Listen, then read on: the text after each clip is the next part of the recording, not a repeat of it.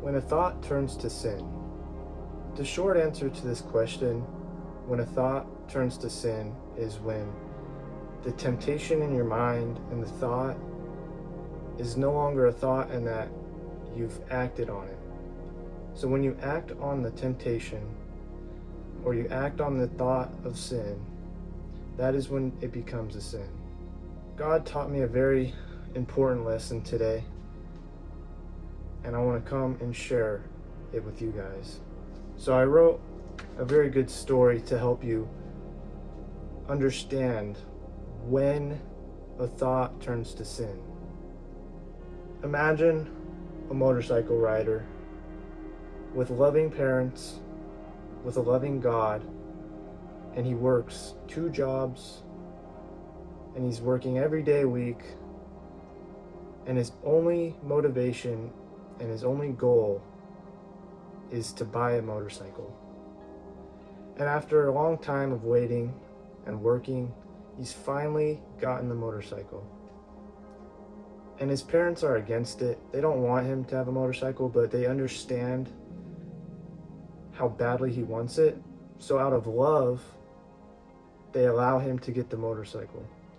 And God as well sees this, his hard work, his commitment to God. So God gives him this blessing of a motorcycle.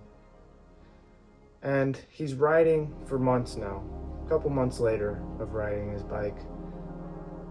He's comfortable on the bike, but he's ready for more. He wants to rip his bike, and he wants to pin it in 6th gear, and he wants to go fast. So he's tempted by this. He sees this temptation, and he's tempted on acting on it.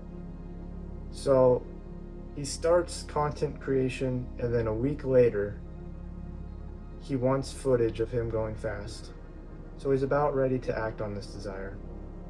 There's no good roads around his house, no safe places to do it, so the only option he's left with is the freeway. His parents told him, even when you get your license, he has his permit right now, even when you get your license, you're not going to be allowed to go on the freeway. It's too dangerous. But he just really wants to go on the freeway and go fast and enjoy the feel of the road. He decides on this one day he's going to stop by his friend's house who lives by the freeway. And when he's done hanging out with his friend, he's going to leave and he's going to head towards the freeway to go get some footage of him ripping. The footage is kind of driving him towards really taking action on this. If he had never started content creation, he may not have been as tempted as he was on this day. So he leaves his friend's house and he's almost at the freeway. He's entering the on-ramp, and he was thinking to himself before he entered, he's like, I'm not going to really go. I'm just going to drive to the freeway. I'll probably turn around. He didn't turn around. He got on the freeway. He's like, all right, I'm just going to do it.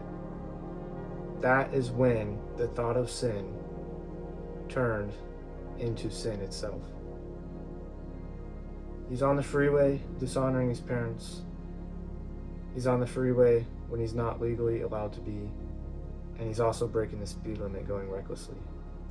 He's on the freeway and he's ripping. He's like, I'm just going to go up to the next exit, the first exit.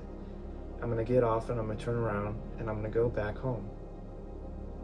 So after ripping, going as fast as he could, pinned it out, 6th gear, he gets off the freeway on the first exit and he turns around and he's heading back.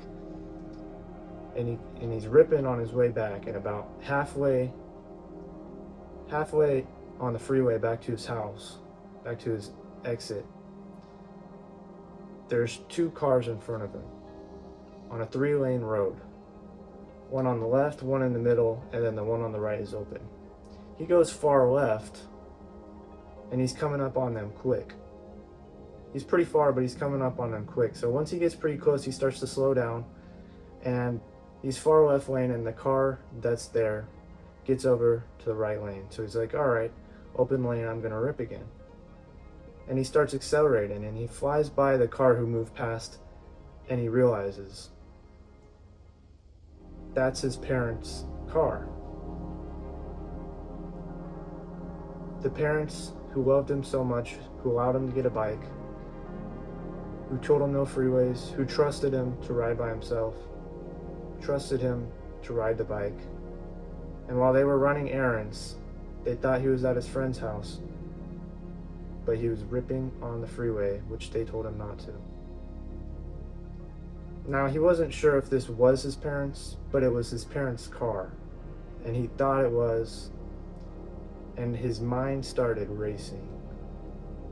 He realized in that moment when he passed that car, he was realizing, what have I done? I've sinned before the Lord. I've fallen short, as we all do, but he made a decision of taking action on that thought, and that costed, or could have costed him, his bike, his trust, and his love between not only his parents, but God too. So he gets off the exit, and that's when he leans on God and he says, God, don't let this be. God, I'm sorry, this is never going to happen again. When we're in a moment of trouble, when we failed God, the only person who can help us is God. We can't help ourselves. We're naked before the Lord. We can't rely on anyone other than God and Jesus. And that's what he did. He relied on God, and he's like, God, don't let this be. God, I'm sorry. So he's heading back home now. He's got to go quick because he needs to be his parents home from their errands. And he's still not sure if that's them.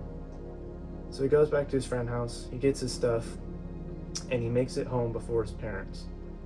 At this point, he knew it wasn't his parents, and he thanked God.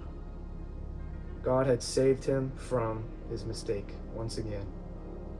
Now, the reason that pushed him to take action on that sin was for the footage. So when his nerves were calming down and he was realizing God saved me, he went to check his GoPro footage excitingly, and he realized that the SD card had slipped out a little bit, preventing it from recording.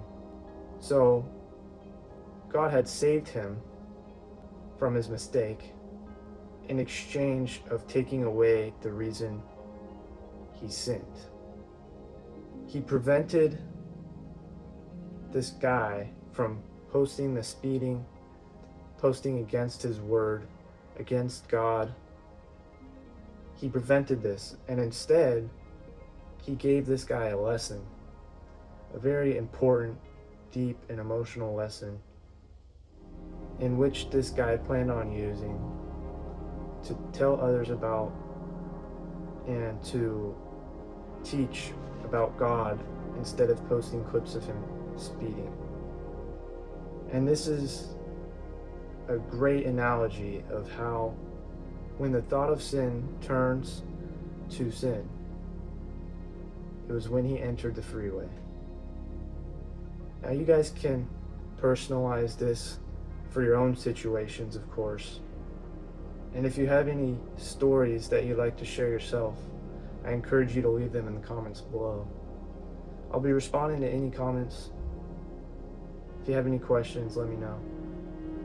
I hope this reaches one person who needed to hear it.